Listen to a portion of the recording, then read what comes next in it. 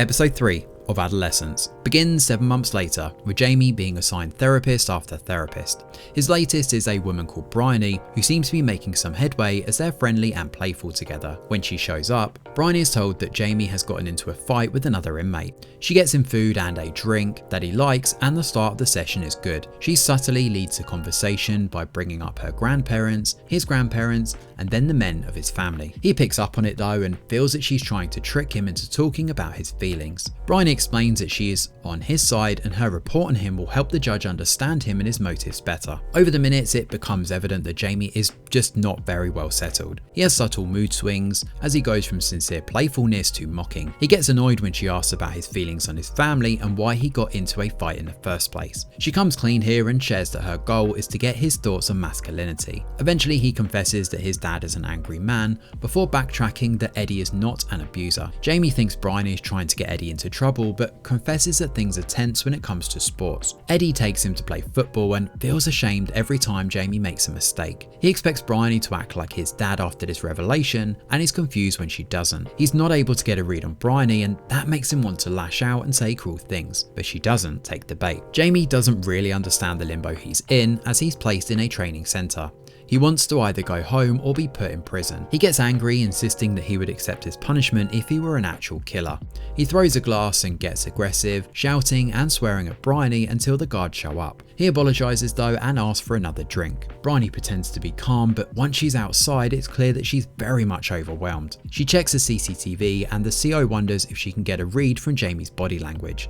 Upon seeing that Jamie looks abashed, she takes on an offensive approach instead. She barges in and makes it clear that this case is the priority. He's apologetic, but he once again gets defensive when she asks about his father and how he treats his mother. Bryony then switches tactic, asking how he feels about women and female friendships instead. He insists that he's not gay, and Bryony asks him to describe an ideal date night, to which he replies a movie followed by a make-out session. He lies that he's done stuff with girls before eventually coming clean about the truth. In his ramblings, he ends up revealing that Katie's nudes were leaked. Turns out, a classmate called Fidget manipulates girls into sending him nudes, and then he shares them with the male classmates of the school, and Jamie is just annoyed that Fidget got caught so he won't get any nudes anymore. Bryony brings up sexual attraction here and he claims no one likes him because he's ugly. He gets defensive once more when she wonders why he feels that way, but he believes she's putting words in his mouth. He gets all up in her face and tries to scare her and she's pretty disturbed, but Bryony does manage to calm him down by sympathising with him for the bullying he and his friends face. Next they talk about his Instagram and how he uses it to look at other accounts. She also questions why he posts models his photos instead of his own. Bryony brings up Katie's comments but slips up and mentions Facebook. He mocks her for being scared and tired of him, but he gets back on track as he explains the incel comments and how he doesn't like or relate to that ideology. Bryony wants to know why Katie targeted him and he mocks her as if she's on the verge of a breakthrough, but he reveals what went down anyway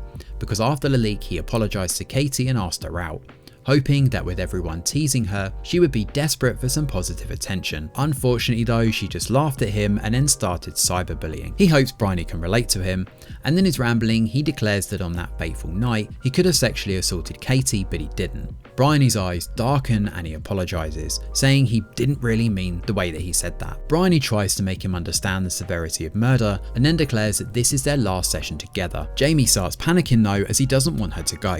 He wants to know if she likes him and begs her not to tell his dad. He screams and bangs on the walls as he's dragged away. Bryony is overwhelmed by the session and struggles to wrap up as episode 3 of Adolescence comes to an end. So this chapter brings the attention back to Jamie, who, by the way, is quite the storyteller.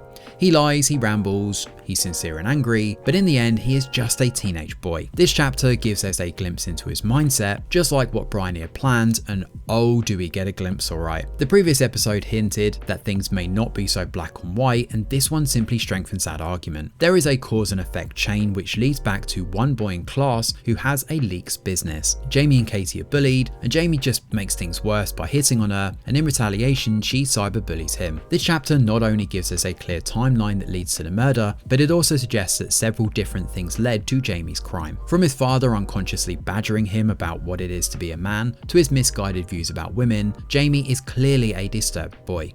His constant need to dominate Bryony here and lash out when his father's wrongdoings are highlighted further explains Jamie's mindset. And while we've already said it before, Owen Cooper is the absolute standout actor of this series, as he not only spouts some heavy lines for 50 minutes straight, but also keeps up with an experienced actress like Erin Doherty. He's playful and charming, he's angry and dangerous, and in the end, he gives us a gripping and complex portrayal of little Jamie. Thanks for watching, and do let us know your thoughts in the comments below. Smash a like or subscribe to the channel, your support is very much appreciated. I'm Greg Wheeler, and from all of us over here at The Review Geek, we'll see you on the next video.